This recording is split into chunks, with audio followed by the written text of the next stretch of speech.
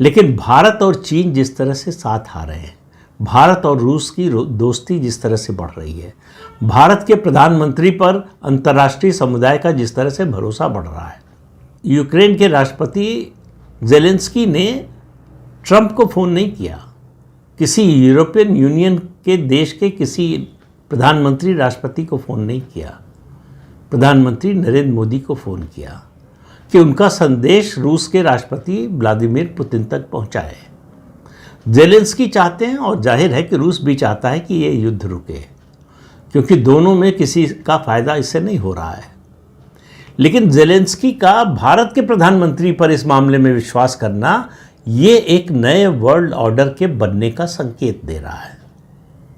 और पाकिस्तान की जो दुर्गति हुई है, उसके प्रधानमंत्री का जो अपमान हुआ है, वो बताता है कि डोनाल्ड ट्रंप जो कोशिश कर रहे थे भारत और पाकिस्तान को हाइफनेट करने की, कि दोनों जो है महान देश हैं, दोनों नेता महान हैं, मतलब वो एक फौजी से इस देश के निर्वाचित प्रधानमंत्री की तुलना कर रहे थे और भारत और पाकिस्तान को दोनों को बराबरी पर रखने की कोशिश कर रहे थे।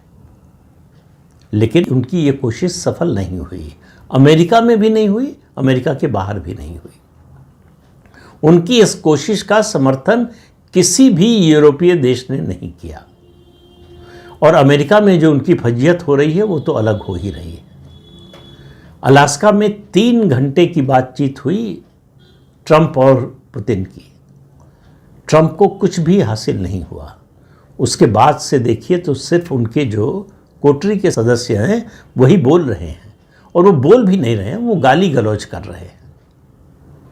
वो जिस तरह की भाषा बोल रहे हैं, अंतर्राष्ट्रीय डिप्लोमेसी में उस तरह की भाषा कोई बड़ा देश, कोई समझदार देश, कोई सभ्य देश बोलता नहीं है।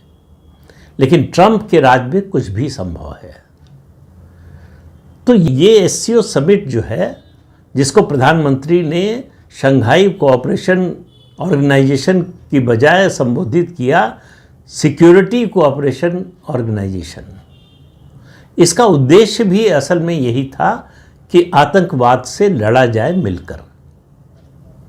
ये एक तरह से बिना कहे याद दिलाया प्रधानमंत्री नरेंद्र मोदी ने।